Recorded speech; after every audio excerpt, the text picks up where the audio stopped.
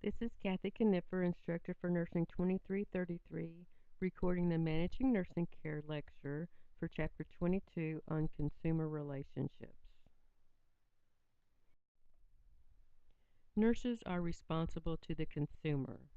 Depending on the context, the consumer may be referred to as the patient, client, or customer. Nurses set the tone for effective staff-patient interaction. Nurses are the healthcare providers who spend the most time with the consumer.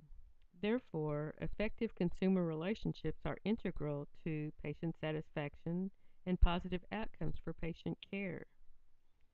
Nurses, by virtue of this favorable status with the public, occupy positions of influence and can foster and promote successful consumer relationships across healthcare settings. The public has become increasingly aware and knowledgeable about healthcare.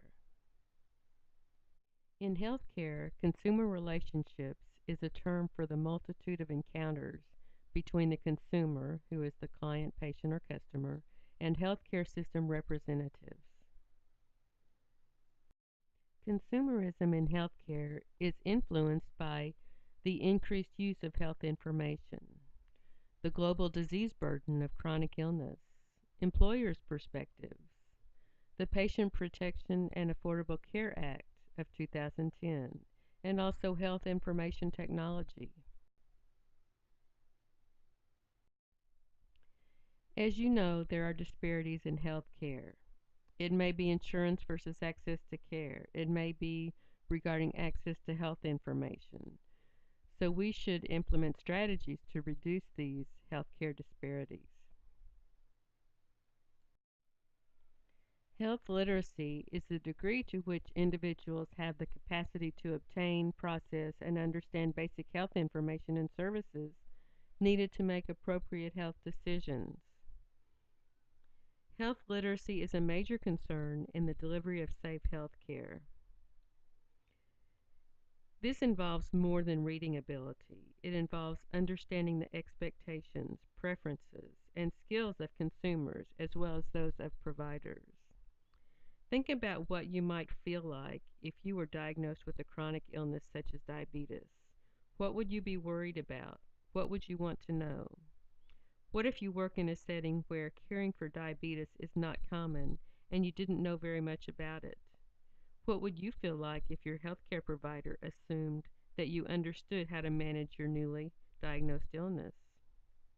People with limited health literacy are vulnerable. Can you think of an example where a patient was vulnerable because he or she did not understand the explanations provided by you or another member of the healthcare team? What about an example where a patient delayed seeking help or gaining access to the healthcare system, and the result had dire consequences? What strategies might you use to facilitate your patient's understanding of basic health information? There are three types of health consumer relationships. One is the relationship between the healthcare provider and the consumer. The next is between the agency and the consumer. And the third one is between the nurse and the consumer.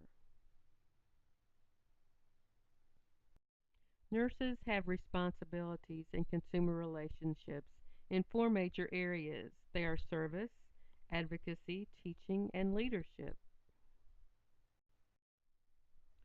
Forces of unrest and insecurity in healthcare include increased costs, the shift to outpatient services, complex social problems, decreased access to health care, the aging population, technologic and genetic advances, shortages of nurses and other healthcare professionals, culturally and ethnically diverse work and consumer groups, underrepresentation of women and minorities in health-related research.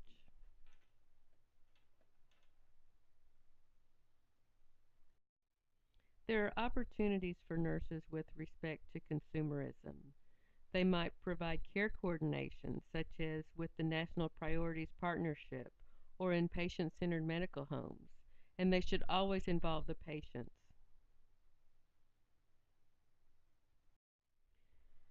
This slide illustrates elements of a service orientation. When the nurse is consumer driven, they respond to the needs of the customers. Nurse managers need to monitor data from a variety of sources to meet consumer needs. They might look at demographic data, the clinical quality indicators, maybe regarding pressure ulcers or falls or pain management. They would look at customer satisfaction, trends in technology, financial performance, what the market share is, and a competitor analysis. When the nurse is consumer focused, the manager can ensure that their facilities are customer friendly. Examples might be transport services and patient encounters with numerous staff members. How does one assess what is important to the patient? What needs to be changed to make the facility or agency customer friendly? The manager should also be oriented to the nursing care quality, nurse-patient relationships, and a caring atmosphere. Nurse managers should pay attention to the patient perceptions of quality, and this can be through standardized reporting like HCAHPS, the Hospital Consumer Assessment of Healthcare Providers and Systems, or NDNQI, the National Database of Nursing Quality Indicators. They would look at patient navigation, standardized scripts, and service recovery. When nurses and nurse managers act as advocates, they defend and promote the rights of others. They change systems to meet the needs of others. They empower and promote self-determination in others. They promote autonomy of diverse cultures and social groups. They ensure respect, equality, and dignity for others, and care for the humanness of all. The nurse and nurse manager should use strategies to value diversity. The nurse should avoid stereotypes and avoid making assumptions. The nurse should learn by observing minority group interactions. The nurse should adjust expectations to be culturally sensitive and create a more level playing field and modify behavior to accommodate diversity.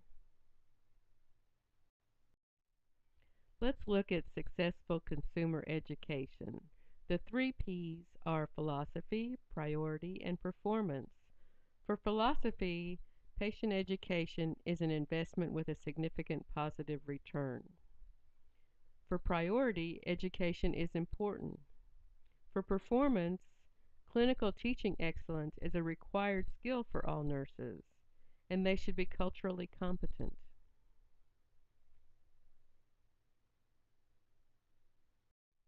Dimensions of patient-centered care include respect for patients, care coordination and integration, information communication and education, physical comfort, emotional support, involvement of family and friends, smooth transitions and continuity, and care access.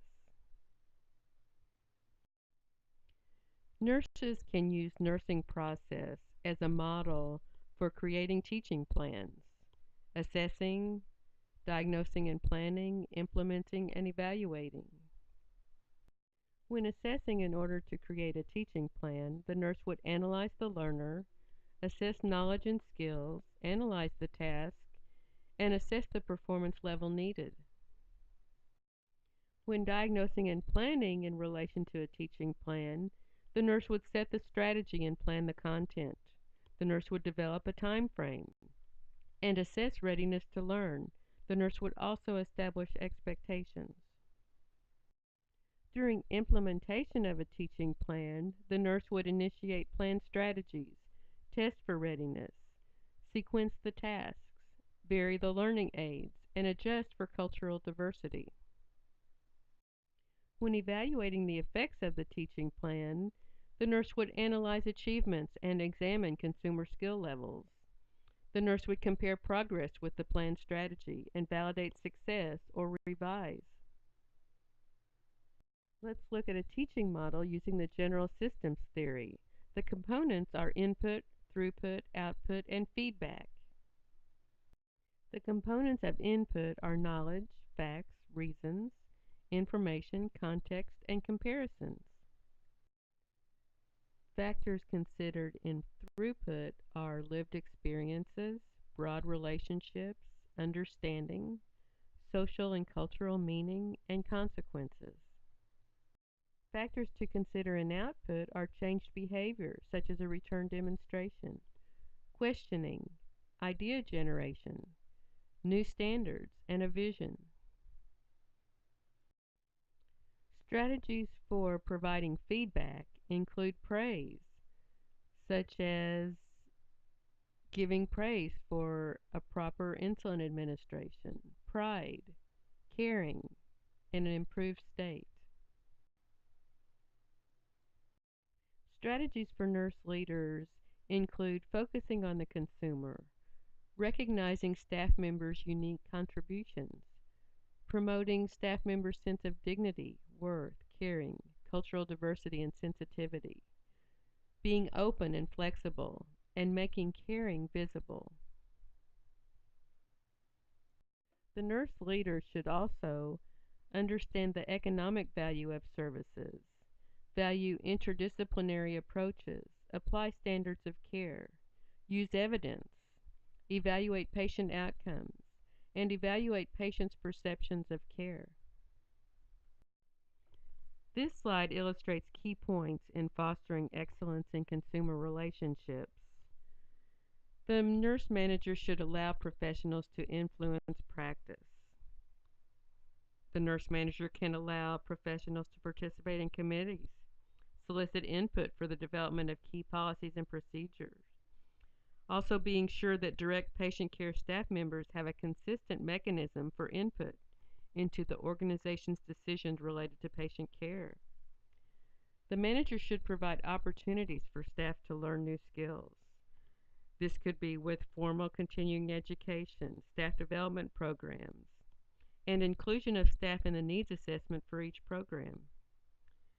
Providing training and support for the development of new responsibilities related to committee participation. The manager should give recognition and rewards for success. This could be implemented by providing staff with information about patient satisfaction scores, including staff in problem solving related to key issues and initiatives that are designed to improve patient satisfaction. Praising staff members for demonstrating effective consumer relationships and handling difficult situations. The manager can encourage staff members to seek national certification and include reward mechanisms in the pay scale and evaluation process. The manager should value each individual and value each individual's contribution.